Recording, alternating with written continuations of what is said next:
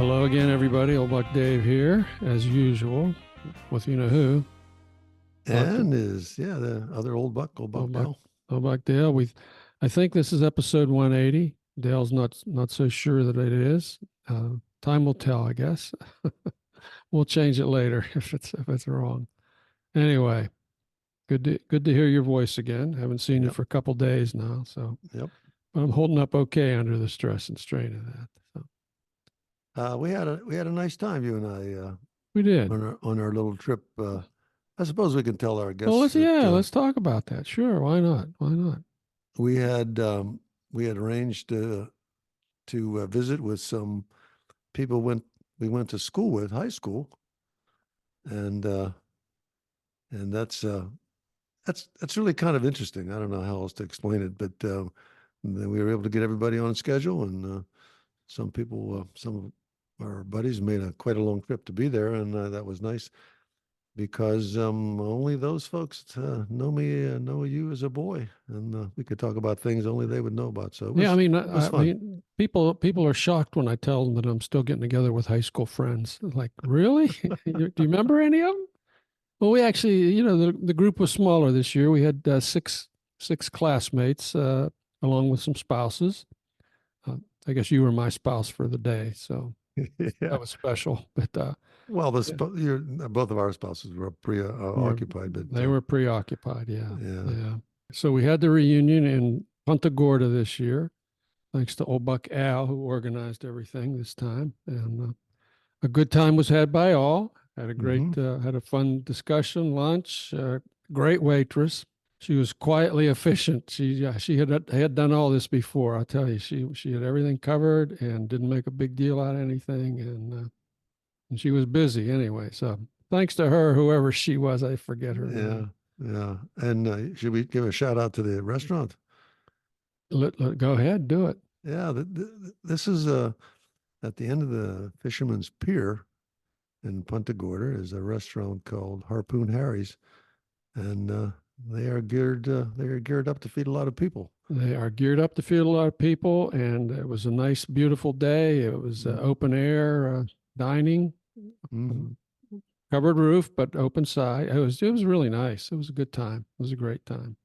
We had the obligatory class picture taken afterwards, and you made a couple comments, but we won't go into those here. That's what I only do that so everybody smiles for the photo. You got everybody to smile. That's for So sure. if, when they see the photo, everybody they Yeah. will know what was said to cause Hmm. everybody to smile. Yes. But it was uneventful in driving. I was pleased that the traffic was comfortable. It was a beautiful sunny day, Were you pleased and with the driver? I was. How'd he do? You did an excellent job. I didn't use my brake on my side, even one side. So, but I do have to say that we were glad to be there, but we did lose several of our classmates this past year. And as old bucks get old, that's just the course of life, I suppose. But That's it's what still a happens. wonderful That's what thing. happens. Yeah, So it was nice. anybody that can do that out there, get Keep together doing with it. your old friends, Get carry together on. with an old friend. No friend like Carry an on. old friend, huh?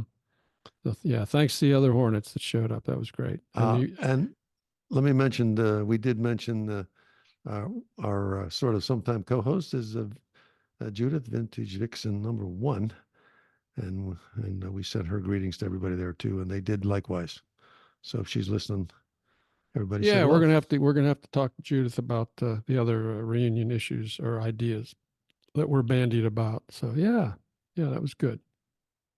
So what in my I have something I like to call too much time on my hands. I told you about some of the stuff I do that Oh, it makes no you've told sense me for me about a to say. lot of that stuff that makes no sense. Hit me with one more. I can Well, take it. it I makes can no take it. sense to Well, make your own sunglasses for 3 yeah, hours. yeah. Fine tuning the lenses of an old pair of sunglasses into another pair of lenses when you can buy them for $1 or two or 10 or whatever. mm-hmm. But the for the on the segment of too much time on my hand, I said, I think I would like to come up with a name for a car. You would like to Now, name a car. I would like to name a car, or I would like to try to come up with something I said, well, first let me come up with a name that already isn't taken. And then, Well, that'd be a lot of names. actually, you're You could call right. it anything. Call it the Well, beginning. You can call it the end. well, I was thinking what a name What were that you would thinking? make Tell me sense. what. Well, I started out, and I think I came up with something like Mattia or something. So as I thought of these names, and anybody listening can try this, you come up with a name, then you Google, is there a car named, this name that you've chosen? So I did that, and it turns out that the name that I chose was very similar to a car made in India. So Okay. there is a car. Now we don't generally use foreign names on our cars. So I thought about the history of it, like what we grew up with in the kind of cars when it was just a car named after the manufacturer. You remember Right. an Oldsmobile was an Oldsmobile, Old Man Olds, and a Chevrolet was a Chevrolet. Then it was a Chevrolet this. Then we had And models. Yeah. yeah, then we started having models. And then to accommodate this, they started um, giving them numbers, like a Z28 or there's a whole Yeah. gamut. Like BMW did that. There's Mm-hmm. a whole gamut to name all these other cars. So it's a BMW, but it is a something. And then I looked into that and I said, huh. So I Googled the cars of South America, the cars of India, cars of China. I came to the conclusion I'm going to have a tough time picking a name for a car unless I called it Paul. All. Paul, Well, that Paul. was I mean, it's almost like you have okay. to give it a name because a Telerood or some of these names, I think there's a Cadillac out now, electric Cadillac that's a Lyric, Lyric or RIK. Okay. Yeah. Yeah. Yeah.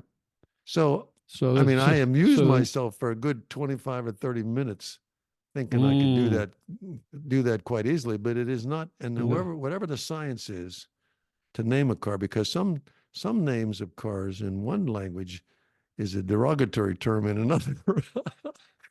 Huh, that's true. That's That's true. true. Yeah. Yeah, it's true. So all those names and the ones that they made that they don't use anymore or have bad connotations, you know what I mean? If you say something like a Pinto or something, nobody thinks too highly of that particular name. It would, and it's used. I don't think you can go back and do it. Although they did try to reintroduce the Well, Beetle and the Charger. they bring the names back. They bring the names back from time to time. Yeah. But so you're sticking with Paul. That's the best you could come up with. Well, I'm telling you that it was very amusing, and I'll challenge any of the listeners who may have more time on their hands Uh huh. or a computer that will like to play with This is to why I come up with worry a about name you. and go in and ask if there's a car anywhere in the world with that name or something, or come up with a name. But some of the names of cars is just absolutely amazing. I would never think of using a name like that. Um, I mean, the Chinese names are quite interesting too. There was a whole bunch of them. Some were just three-letter words. So that's what I did in my spare time, and That's I would have bored you. I would have bored you for a good 45 minutes if we were in yeah, Starbucks. You know how yeah. that goes. It's another half hour of your life you'll never get back. You'll never get back. But at least you didn't bore me for 45 minutes, Yeah. right? So I appreciate that.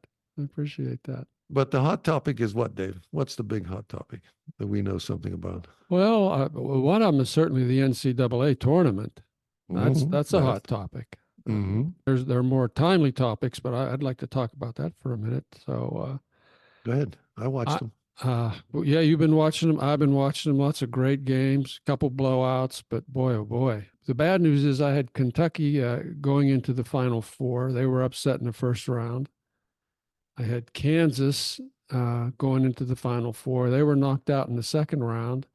What's left is UConn is my only Final Four team left. Okay. Now, my wife now has a better bracket than I do. So what can I say? But there's been so many great games.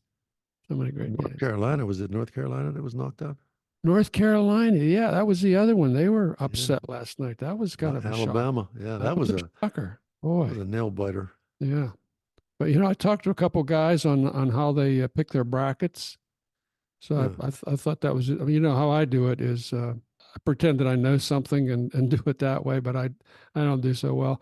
My wife basically picks hers on team colors and the mascots, whatever combination is best, I think.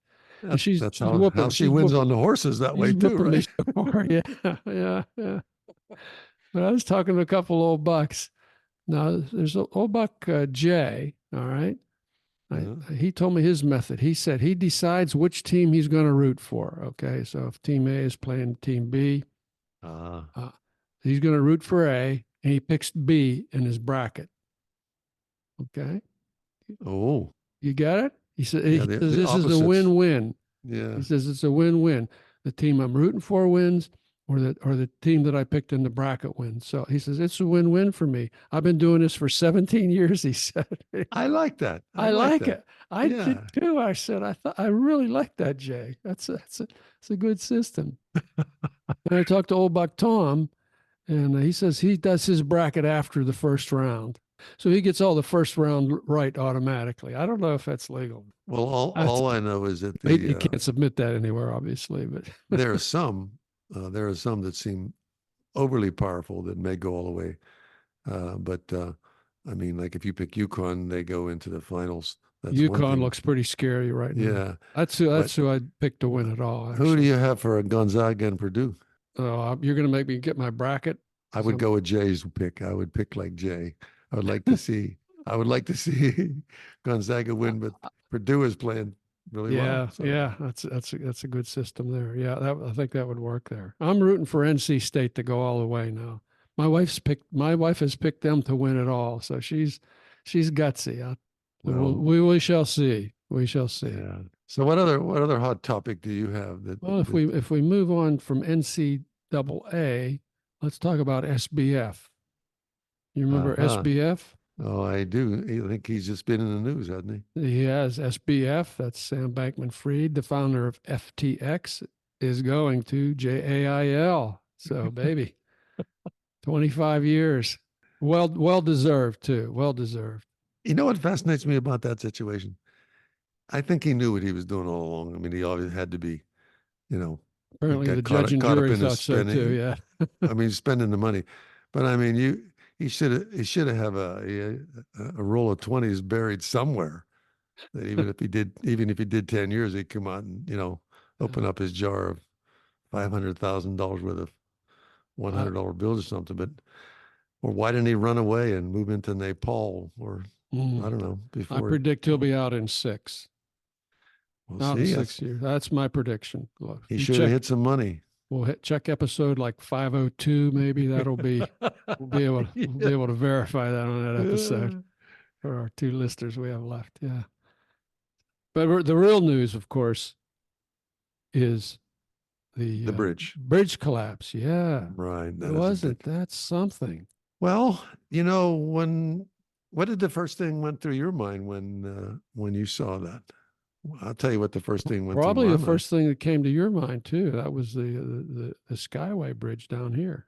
The, yeah, Captain Well, Jim Captain Jim. Yeah, and the articles that he wrote about actually being on the underwater and doing salvage work. I mean, I immediately thought about, oh, my soul, history has repeated itself. you know what I thought? I thought when I saw that whole thing, I thought, if Captain Jim were 20 years younger, He'd he'd be be there. driving to Baltimore now to be on the dive team. They would be, yes. And we Yeah. talked to him and we've met him. He's a super guy. So I doubt it. I don't know if they'll consult him, but maybe he's been away too long, but still, that's the first thing I thought of.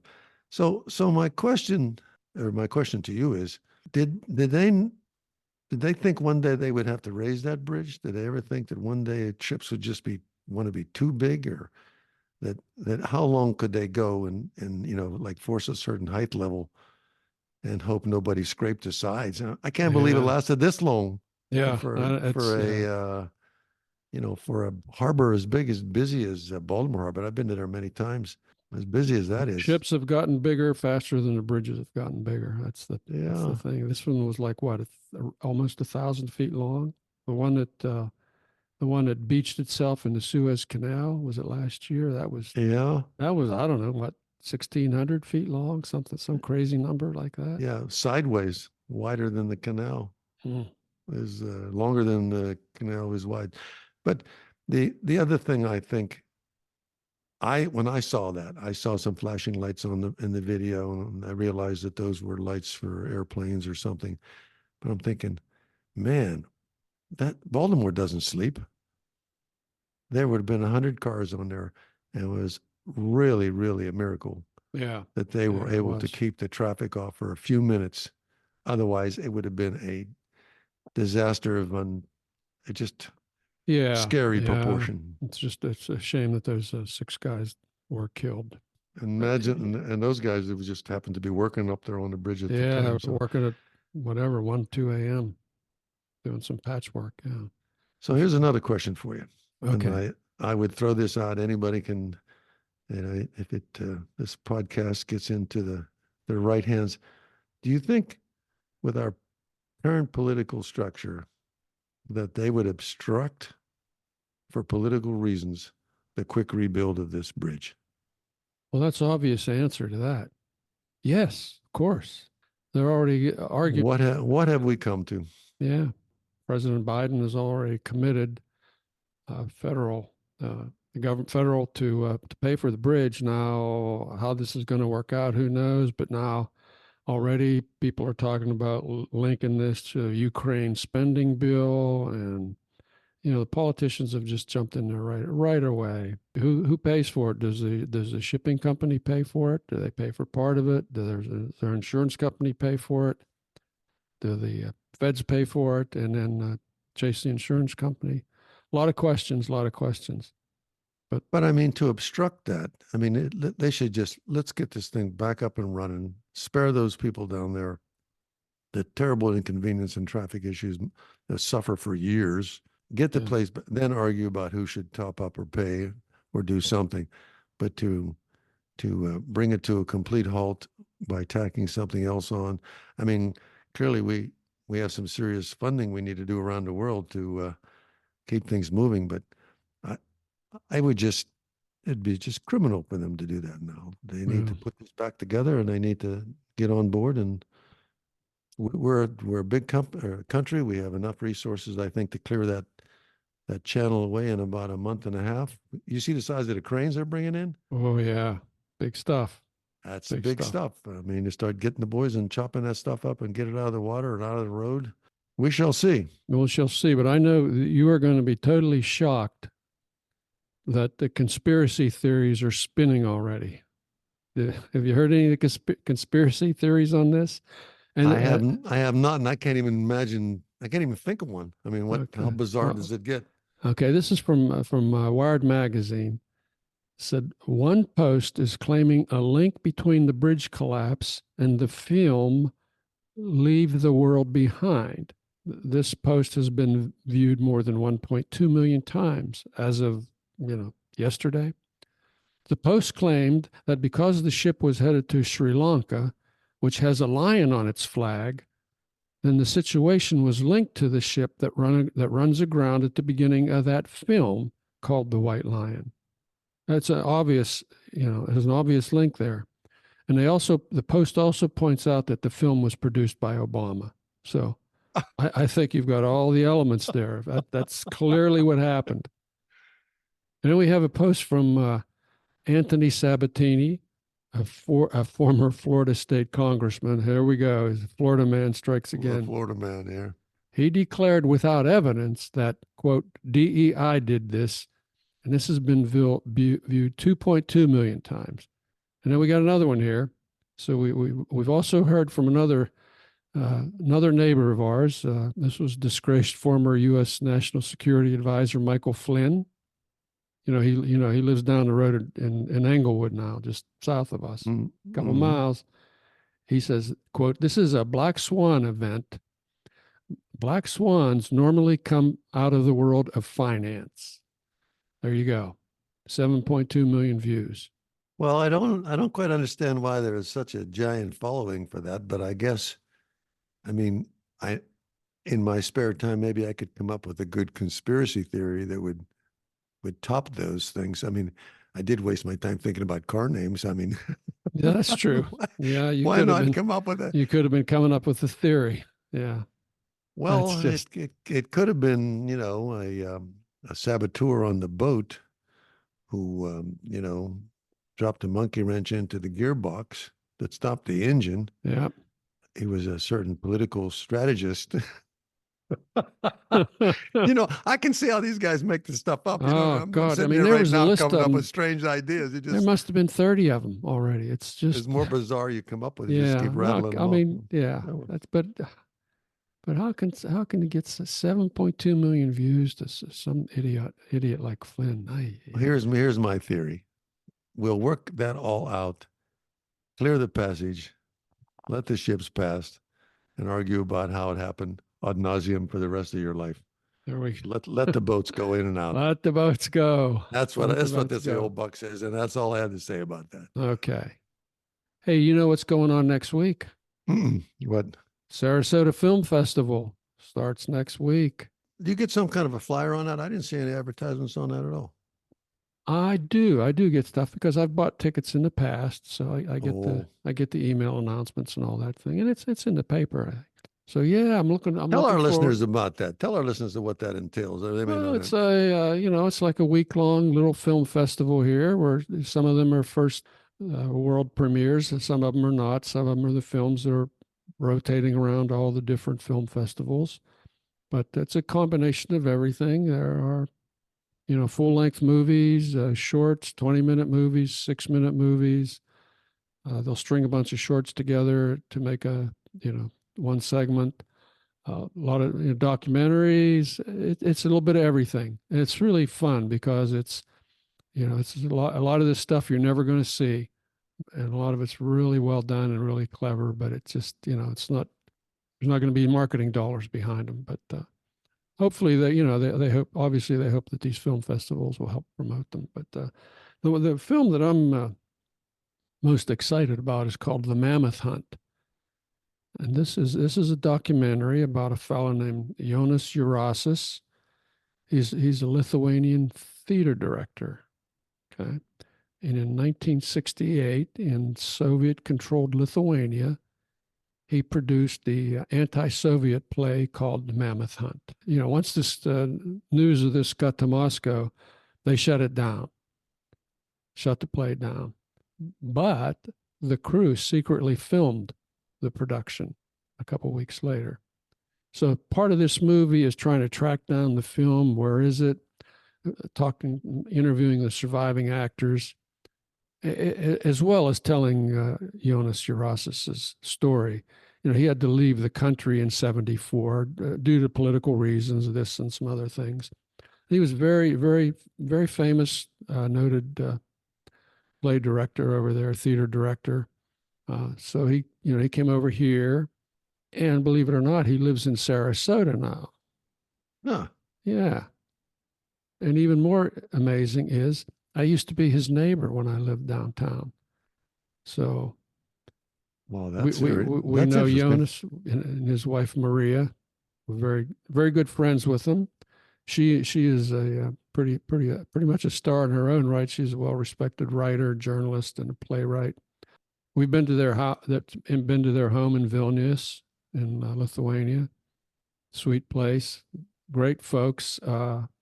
Fascinating history behind them. So really looking forward to that at the Mammoth Hunt at the Sarasota Film Festival. For any local listeners, I'm urging you to go see it. I haven't seen it obviously, but I'm looking forward to it.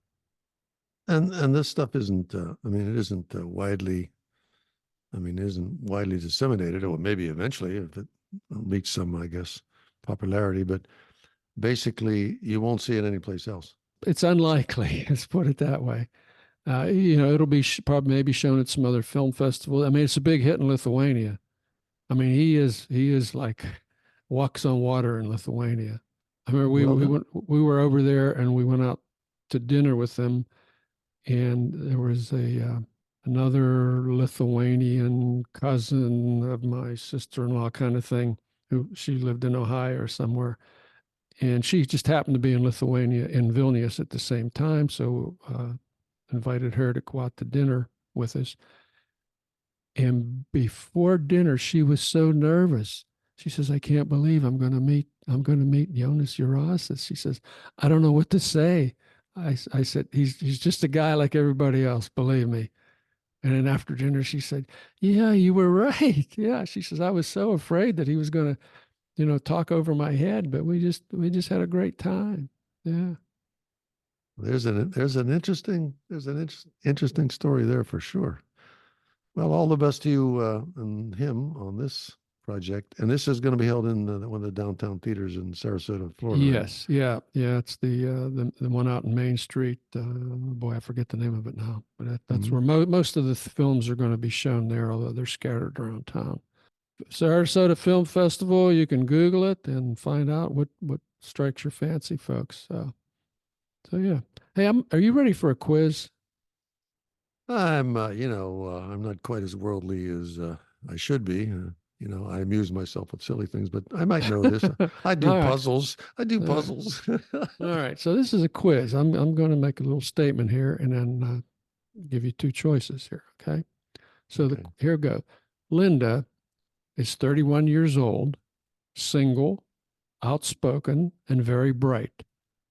She majored in philosophy. As a student, she was deeply concerned with issues of discrimination and social justice and also participated in anti nuclear demonstrations. Which is more probable? A. Linda is a bank teller. B. Linda is a bank teller and is active in the feminist movement. B. B. Linda is a bank teller and active in the feminist movement.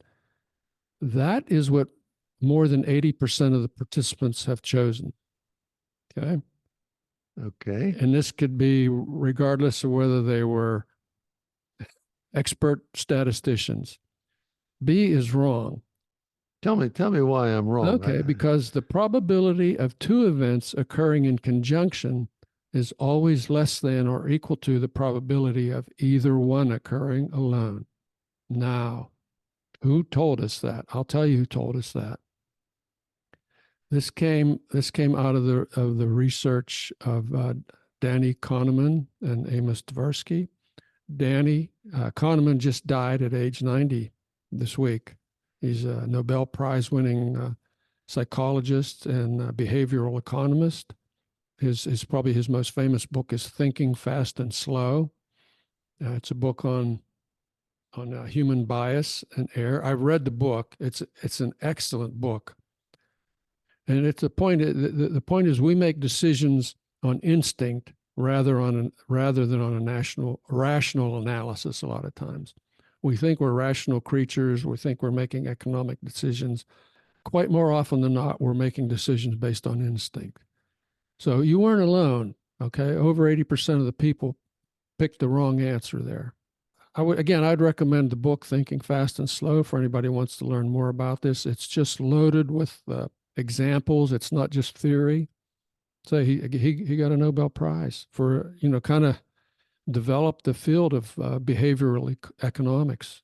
Another way to say that is something like if there were two snakes in front of me and one was all black and the other one had lots of pretty colors on it, which one isn't poisonous?